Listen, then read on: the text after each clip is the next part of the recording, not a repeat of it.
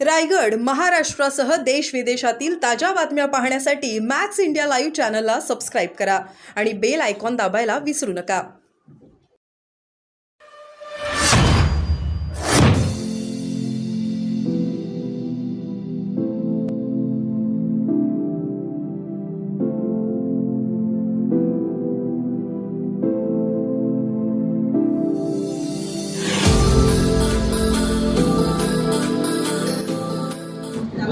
तुमचं रेडी असेल तर मला सांगा. आपण सर्व फोटो घेऊया. रेडी का?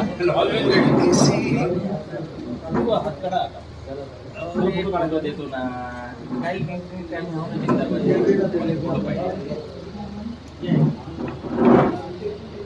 आणि मी साहेबाच्या वतीनं स्वाक्षरी अभियानास सुरुवात झाली असं जाहीर करतो. सर इकडे जा. सर एक फोटो काढायचा. हो, आमचा एक ग्रुप सर्वच काढतो. जस्ट थोडा मोबाईल आपण सर्व मोबाईल सर्वांनी आपलं पार घ्यावं. मोहीम अभियान आजपासून राज्यात सुरू होत आहे आणि आमच्या वंचित बहुजन आघाडी अकोला जिल्ह्याचा योगायोग असा आहे की श्रद्धेय बाळासाहेब आंबेडकर आज अकोल्यात हजर आहेत आणि ते अकोला पूर्वचे मतदार आहेत. म्हणून मी ॲडव्होकेट श्रद्धेय बाळासाहेब आंबेडकरांची प्रथम सही घेऊन स्वाक्षरी घेऊन या अभियानाला सुरुवात वंचित बहुजन आघाडी अकोला जिल्ह्याच्या वतीनं करत आहोत आणि सर्व पत्रकार बंधू हजर झाले त्यांचे सर्वांचे मनपूर्वक वंचित बहुजन आघाडी अकोला जिल्ह्याच्या वतीने आभार मानतो आणि सर्वांना विनंती करतो की त्यांनी अल्पोपहाराचा स्वाद घेऊन जावा.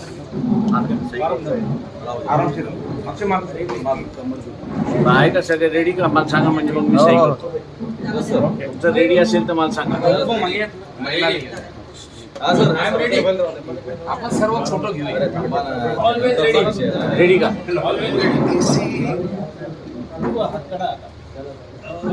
देतो ना काही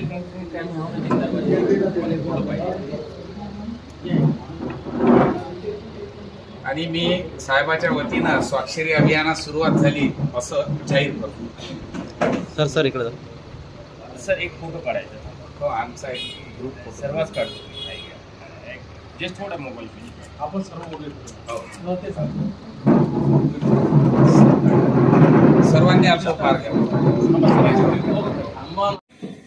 आज आम्ही असताना फक्त जागृतीच्या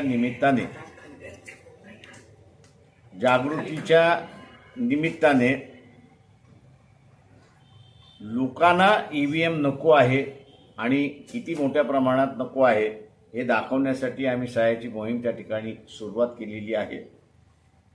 प्रत्येक विधानसभा मतदारसंघामध्ये ती मोहीम राबवल्या जाईल आणि आत्ता असणारं लेटेस्ट माझ्याकडे जी माळशिरसची बातमी आलेली आहे की पोलिसांनी इंटरफिअरन्स करून बॅलेटवरचं पेपर जे आहे ते त्यांनी रद्द करायला लावलेलं आहे. एकंदरीत मला असं त्या ठिकाणी दिसतंय की शासन कुठेतरी घाबरलेलं आहे. एका गावाने बॅलेट पेपरवरती तेच उमेदवार देऊन किती जणांनी मतदान दिलं याचा असणारा आकडेवारी येणार होती. ती आकडेवारी त्या ठिकाणी आली नाही अशी असणारी परिस्थिती आहे. त्याच्यामुळे EVMच्या संदर्भातलं कोर्टाने त्याच्यामध्ये हस्तक्षेप करायचा असेल तर आम्ही कोर्टाला असं विनंती करतो आहोत की तुमच्याबरोबर तुम्ही असणारं पहिल्यांदा कुठल्या गोष्टी भारतामध्ये मॅन्युफॅक्चर होतात EVMच्या आणि कुठल्या गोष्टी भारताच्या बाहेर मॅन्युफॅक्चर होते याची माहिती पहिल्यांदा घ्या. ती माहिती असणारा IT इंजिनियर किंवा IT सेक्टरमधली माणसंच त्या ठिकाणी देऊ शकतात किंवा ज्युडिशरीमध्ये ज्यांनी कोणी असणारा इलेक्ट्रॉनिक हा विषय घेऊन डिग्र्या घेतलेल्या आहेत अशांना असणारं ते बेंचवरती नेमलं तर कदाचित मला असं वाटतं की त्याच्यामधला जो फ्लॉ आहे तो त्या ठिकाणी येऊ शकतो अशी असणारी परिस्थिती आहे. सुप्रीम कोर्टाला आम्ही एवढंच सांगतोय त्या ठिकाणी की जगभरामध्ये अनेक राष्ट्रांनी सिद्ध केलेलं आहे की ह्या मशीन हॅकेबल आहेत आणि तेही त्यांच्या सर्वोच्च न्यायालयाने स्वीकारलेलं आहे. अशी असणारी परिस्थिती आहे. फक्त भारतातलंच न्यायालय जे आहे हे हॅकेबल नाही असा असताना निवाळा त्या ठिकाणी देतात आहेत. आणि तोही देत असताना हॅकर्सनी जी असणारं मागणी केलेली आहे की कोर्टाने त्यांची असणारी EVM तिथे आणावी आणि आम्ही तिथे असणारा हॅक करून दाखवतो, ही मागणी सुद्धा मान्य करण्यात आलेली नाही अशी असणारी परिस्थिती आहे. आणि म्हणून आम्ही सुप्रीम कोर्टाला विनंती करतोय की जे काही देशामध्ये चाललेलं आहे हे एकंदरीत देशाच्या हिताचं आहे असं मी त्या ठिकाणी मानत नाहीये.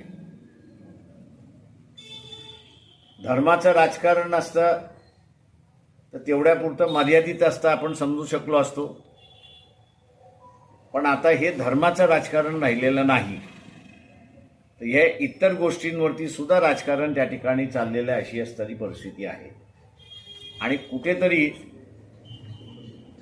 एक वास यायला लागलाय असं मी त्या ठिकाणी मुद्दामून वास हा शब्द मी त्या ठिकाणी वापरतोय की इथले सर्व राजकीय पक्ष संपवण्याच्या मार्गावरती आहेत अशी असणारी परिस्थिती आहे. येत्या 2-3 वर्षामध्ये इथले राजकीय पक्ष राहतील की न राहतील अशी असणारी परिस्थिती उभी राहते असं मला एकंदरीत त्या ठिकाणी दिसतंय. तेव्हा सर्व जनमानसाने इथे पॉलिटिकल पार्टीज राहिल्या, राजकीय पक्ष राहिले तर लोकशाही राहिली हे आपण असणारं लक्षात घ्या. एकच राजकीय पक्ष झाला तर इथला असणारं हुकुमशाही येण्याची दाट शक्यता आहे आणि त्याच दृष्टीने वाटचाल चाललेली आहे. आम्ही असणारा हा EVMचा इश्यू पब्लिकली सिरियसली त्या ठिकाणी याच्यासाठीच घेतला आहे की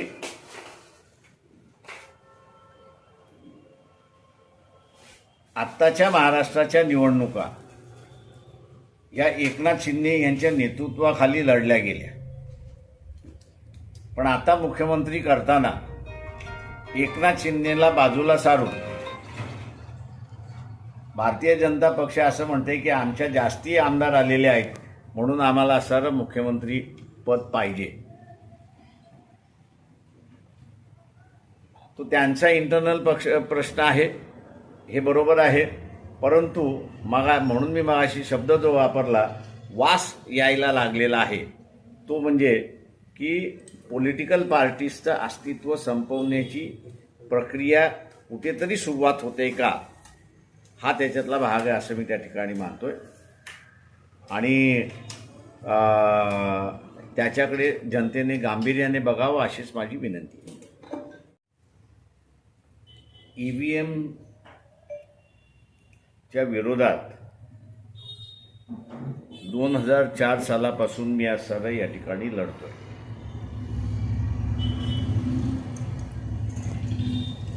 एवढ्या वर्षानंतर आता असणारा विरोधी पक्ष हे मान्य करायला लागलाय की EVM हे मॅन्युप्युलेट केल्या जाऊ शकतं किंवा हॅक सुद्धा केल्या जाऊ शकतं. ज्या पद्धतीने विधानसभेचे निकाल आले ते पाहता आता सामान्य माणसाला सुद्धा वाटायला लागलेलं आहे की या EVM मध्ये गडबड गोंधळ झालेला आहे. या दृष्टीने नुसती लोकजागृती नाही तर EVM वरती किती लोकांचा विश्वास नाही हे दर्शविण्यासाठी आम्ही असणारा सह्यांची मोहीम ही असणारा आजपासून सुरुवात केलेली आहे.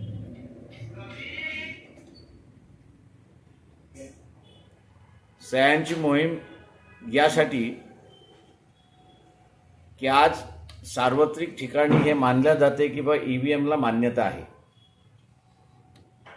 पण मी असं म्हणेन त्या ठिकाणी जोर जबरदस्ती करून असणारे EVM लादण्यात आली अशी असणारी परिस्थिती आहे. माझ्या माहितीप्रमाणे मुंबई हायकोर्टामध्ये एक पिटिशन मागच्या 7-8 वर्षापूर्वी सादर करण्यात आली होती. त्या पिटिशनमध्ये किती EVM चोरी गेल्या किंवा चोरी करण्यात आल्या या संदर्भातलं ते असणारं पिटिशन होतं. पण त्याचा अजूनही सुनवाईला आलेली नाही आणि हिअरिंगला आलेली नाही अशी असणारी परिस्थिती आहे. जे पिटिशन सोलापूरच्या मागच्या लोकसभेच्या संदर्भातलं टाकण्यात आलं होतं, मी वकील म्हणून त्याच्यामध्ये हजर होतो. लोकसभेचे रिटर्निंग ऑफिसर जे IAS अधिकारी आहेत त्यांनी स्वतःहून ॲफिडेव्हिट कोर्टासमोर दाखल केलं आणि कुठल्या मशीनमध्ये किती घोटाळा झाला, किती मतं जास्ती निघाली, किती मतं कमी निघाली या संदर्भातलं डिटेल ॲप्लिकेशन त्यांनी त्या ठिकाणी दाखल झालं. त्यांची साक्षसुद्धा मी त्या ठिकाणी घेतली होती. त्यांची उलट तपासणीसुद्धा त्या ठिकाणी झाली होती. त्याच्यानंतर जे आहे ते ECL आणि BCL ही जी मॅन्युफॅक्चरिंग करते त्यांचं असणारं एव्हिडन्स होतं. परंतु त्या प्रोसिडिंगच्या मध्येच एक अर्ज दाखल करण्यात आला की या पिटिशनमध्ये काहीच सबस्टन्स नाही आणि त्याचं हिअरिंग झालं आणि कोर्टाने निकाल देऊन टाकला की याच्यामध्ये काहीही सबस्टन्स नाही. मी असं म्हणेन की हायकोर्ट आणि सुप्रीम कोर्ट यांच्यामध्ये त्यांनी इलेक्ट्रॉनिकमधले असणारा किंवा IT सेक्टरमधले असणारे तज्ज्ञ यांच्याशी त्यांनी असणारं बोललं पाहिजे. त्यांना त्यांनी असणारं कन्सल्ट केलं पाहिजे. जे प्रोसिजरल मॅटर आहे आणि प्रोसिजरल मॅटर काय की मताच्या अगोदर तुम्हाला असणारं EVM दाखवलं जातं, त्याला असणारा मॉक पोल होतो, त्या मॉक पोलमध्ये तुम्हाला काहीच दिसत नाही, त्याच्यानंतर ती सील केल्या जाते, इलेक्शनच्या दिवशी ती वापरल्या जाते. ती इलेक्शनच्या दिवशी वापरल्यानंतर तुमच्याच राजकीय उमेदवार पक्षाचे आणि उमेदवारासमोर ती सील केल्या जाते, त्याला सील लावल्या जातं आणि ते सील नंतर घेऊन ते असणारं स्टोरेजमध्ये ठेवल्या जातं. याला असणारं कोर्ट पारदर्शकता म्हणते अशी असणारी ही सिस्टम आहे. कोर्टाने हे जे म्हटलंय ते बरोबर आहे. परंतु जिथे भारतीय मिलिटरीमधली आणि नेव्हीमधली ज्या शिप्सच्या मुवमेंट्स आहेत, त्याच्याचबरोबर सबमरीनच्या मुवमेंट्स आहेत,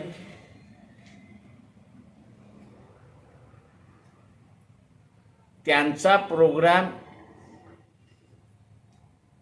हॅक करण्यात आला होता आणि सगळी माहिती त्या ठिकाणी काढण्यात आली. तेव्हा हॅकर्सना हे शक्य नाही असं म्हणणं चुकीचं आहे. कुठलंही इलेक्ट्रॉनिक आयटम हे हॅक केल्या जाऊ शकतं असं मॅन्युफॅक्चरर्स त्या ठिकाणी म्हणत असतो आणि म्हणून वेगवेगळ्या प्रकारचं ज्याला आपण म्हणतो लॉक इन सिस्टम त्या ठिकाणी इंट्रोड्यूस केल्या जाते. इलेक्शन कमिशनने मध्यंतरी लॉक इन सिस्टम आणता येते का या संदर्भातली चर्चा केली होती, परंतु याला लॉक इन सिस्टम आणता येत नाही असा निवाळा त्या ठिकाणी देण्यात आला होता आणि म्हणून ज्या इलेक्ट्रॉनिक आयटमला लॉक इन सिस्टम नाही ती पूर्णपणे हॅकेबल होऊ शकते अशी असणारी परिस्थिती आहे. या आंदोलनामध्ये जसं पुढे जाईल तसं याच्यामध्ये ज्या बारकावे आहेत ते लोकांसमोर आम्ही आणल्याशिवाय राहणार नाही अशी असणारी परिस्थिती आहे. देखिए, जॉइंट एक्शन अगर कुछ हो रहा है तो फिर हम लोग उस पर सोचेंगे कि ज्वाइन होना है. अभी तक जहाँ तक मैं समझता हूँ कि जिस तरह से इस इशू को उठाना चाहिए उस तरीके का इशू मेरे ख्याल से उठाया नहीं जा रहा है, ऐसा मैं मानता हूँ. यहाँ पर जॉइंट एक्शन अगर जो है उसमें अगर बुलाएंगे तो शायद हम लोग उस पर सोचेंगे. बाळासाहेब, हाच प्रश्न मराठीत आहे. जर राहुल बाळासाहेब सुद्धा त्याच्यात सहभागी प्रश्न माझं म्हणणं असं आहे की देशव्यापी यात्रा काढण्याची अजिबात गरज नाही. म्हणून मी म्हटलं की जॉईंट ॲक्शन होणार असेल तर जॉईंट बैठका झाल्या पाहिजेत. पार्लमेंटने माझ्या दृष्टीने असणारे अनेक रस्ते मोकळे करून दिलेले आहेत राजकीय पक्षांना की जे ते वापरू शकतात आणि त्यांना जी पाहिजे ती सिस्टम ते इथे इलेक्शनची वापरू शकतात. त्याच्यामुळे असणारं माझं म्हणणं असं आहे की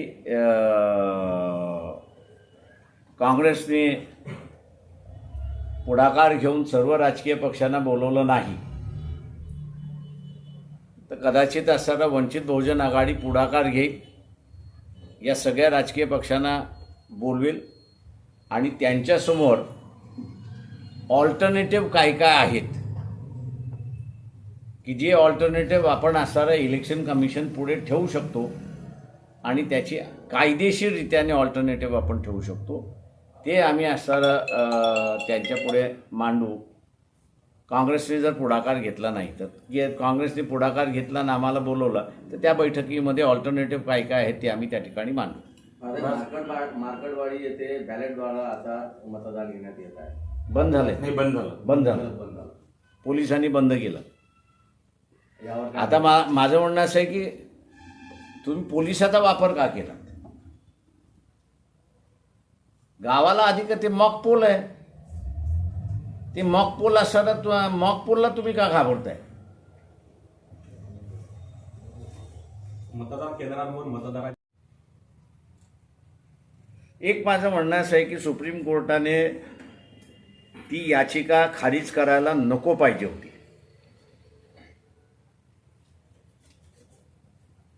कायद्याचा कदाचित बघितलं असतं कायद्याच्या ह्याच्यामध्ये तर मला वाटतं ती याचिका खारिज करणं माझ्या दृष्टिकोनातून न्यायाला धरू नये असं मी त्या ठिकाणी मानत नाही, किंवा पार्लमेंटनी जो कायदा केला आहे त्या कायद्याला धरू नये असं मी त्या ठिकाणी मानत नाही. सुप्रीम कोर्टाला कुठली सिस्टम लागू करावी कुठली सिस्टम लागू करू नये याचा अधिकार नाही.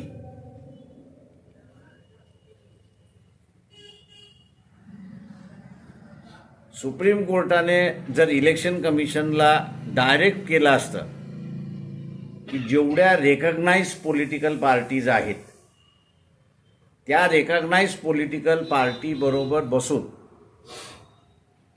त्यांना कुठली सिस्टम पाहिजे आणि ती सिस्टम तुम्ही असं लागू करा, हा जर सुप्रीम कोर्टाचा स्टँड असता तर मी असताना म्हणालो असतो की सुप्रीम कोर्टाने न्याय केला असं मी त्या ठिकाणी मानणार आहे. सुप्रीम कोर्टाने पेटिशन डिसमिस करून अन्याय केलाय असं मी त्या ठिकाणी मानणार आहे. असे कोर्टच ऐकायला तयार नसेल या चोरी गेलेल्या ईव्हीएमच्या संदर्भातलं तर कसं काय होणार आहे?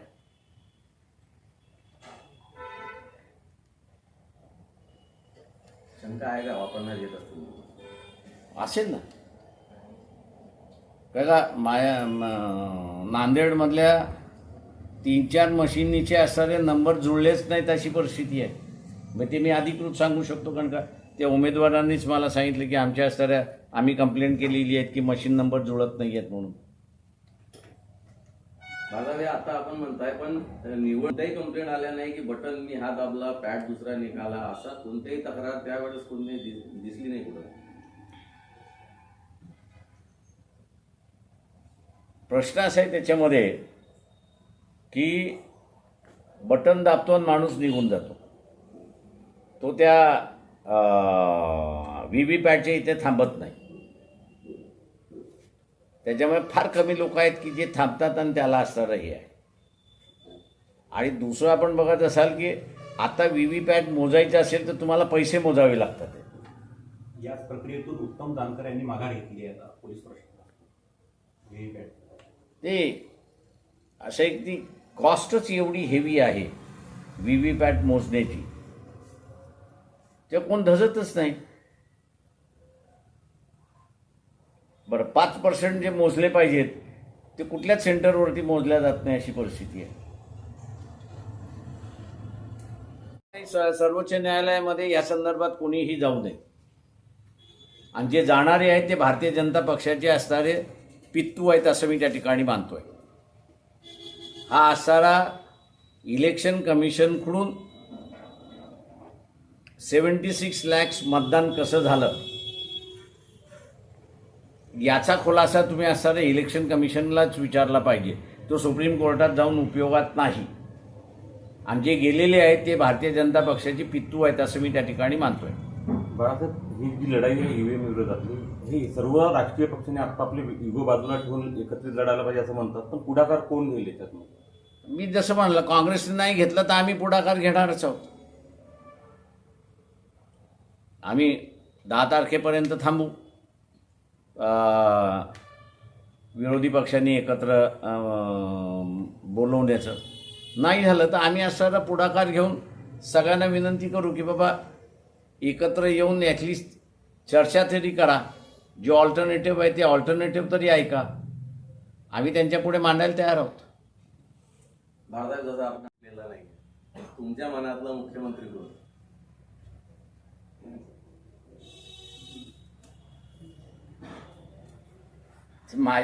माझं सरकार असतं तर मी फायनल केलं असतं. त्या ह्याच्यामध्ये मला ज्याला हे म्हणता येईल की काहीच म्हणण्याचा अधिकार नाही. त्याच्यामुळे त्यांनी आपला डिसाईड करावा. जो कोण येईल तो आपला मुख्यमंत्री ठरवून आपण चालायचं. सर 10 दिवस झाले संपूर्ण बहुमतात महायुती आहे.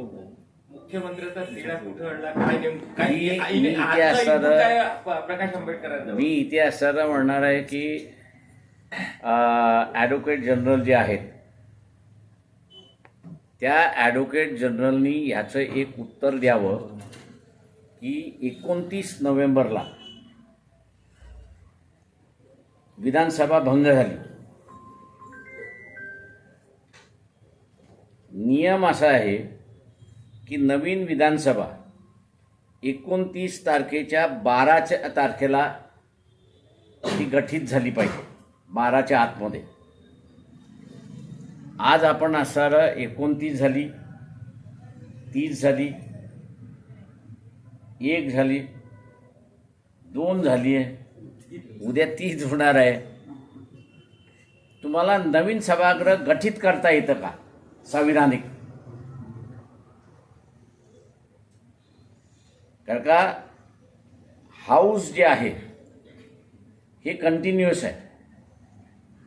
त्याच्यामध्ये फक्त 5 वर्षासाठी सदस्य येतो आणि जातो. येणाऱ्या सदस्याची 5 वर्षाची मुदत आहे. तेव्हा हा रिटायर्ड होण्याच्या अगोदर नवीन सदस्य आला पाहिजे आणि त्यांनी शपथ ग्रहण केलं पाहिजे. नुसतं इलेक्शन नाही तर त्यांनी शपथ ग्रहण केली पाहिजे. 29 तारखेला 12च्या आतमध्ये शपथग्रहण झालं पाहिजे होतं. ते शपथग्रहण झालेलं नाही आणि म्हणून ॲडव्होकेट जनरल हा जो आहे या ॲडव्होकेट जनरलनी असणारं याचं उत्तर द्यावं की आत्ता जे निवडून आलेले आहेत ते नवीन सभागृह स्थापन करू शकतात का?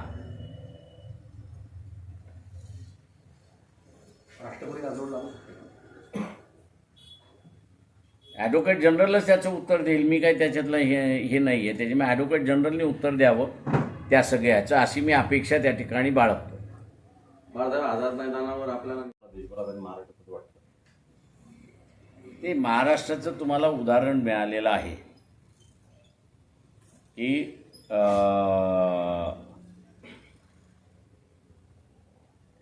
अनएक्सपेक्टेड रिझल्ट्स तुम्हाला लागलेले आहेत अशी असणारी परिस्थिती आहे. बरं, ज्या गावातून ज्या उमेदवाराला पायच ठेवायला जागा गावानेच त्याला येऊ नका असं सांगितलेलं आहे, आपल्याला असं दिसते की त्याच गावामध्ये त्यालाच हायेस्ट मतं मिळाली. त्याच्यामुळे असणारं इथे कुठेतरी संशय घ्यायला जागा आहे असं मी त्या ठिकाणी मानतोय. मी नाव डिस्क्लोज करत नाही, परंतु एक उमेदवार त्याला खात्रीला एक जे लोक सांगतात आहे की आम्ही तुम्हालाच मतदान केलं, त्यांनी त्या सगळ्या मतदाराकडून ॲफिडेव्हिट गोळा करायचं सुरुवात केली आणि येत्या 10-12 दिवसामध्ये मला किती ॲफिडेव्हिट मिळाले लोकांकडून ते तो प्रेस कॉन्फरन्स घेऊन सांगणार. उमेदवार आपल्याला काय महाराष्ट्रातला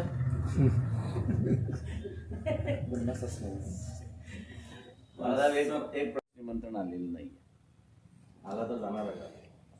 ठरवू त्यावेळेस. बाळासाहेब, तुमच्या राज्य कार्यकारिणीची मिटिंग झाली, चिंतन जे केलं पराभवानंतरचं राज्यात आणि अकोला जिल्ह्यात, खास जिथं तुमचा गड म्हटलं जातं, भाकरी परतवणार आहात का? कसली जी सध्याची फळी जी आहे नेतृत्वाची तुमच्या, ते आम्ही असं जे म्हणतो त्याच्यामध्ये की EVMचा घोटाळा आहे हे आम्हाला सरळ सरळ त्या ठिकाणी दिसतंय. त्याच्यामुळे कोणाचा राग कोणावरती काढायचा असं नाही आहे. त्याच्यामध्ये सर, महापरिनिर्वाण दिनामुळे लाभ विचारण्यात आला, त्याची वेगळी पद्धत राहू शकली असती.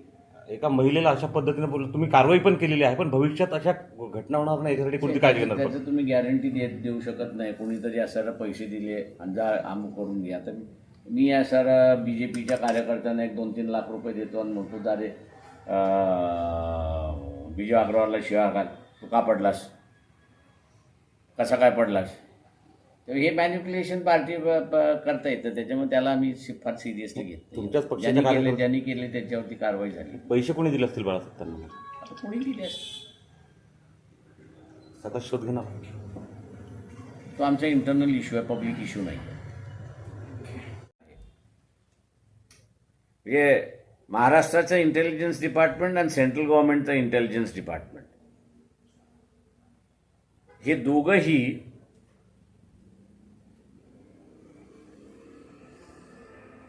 इलेक्शनच्या दरम्यान पॉसिबल रिझल्ट्स त्या मतदारसंघामधले काही आहेत याची ते यादी तयार करतात. माझं ह्या इंटेलिजन्सचे जे चीफ आहेत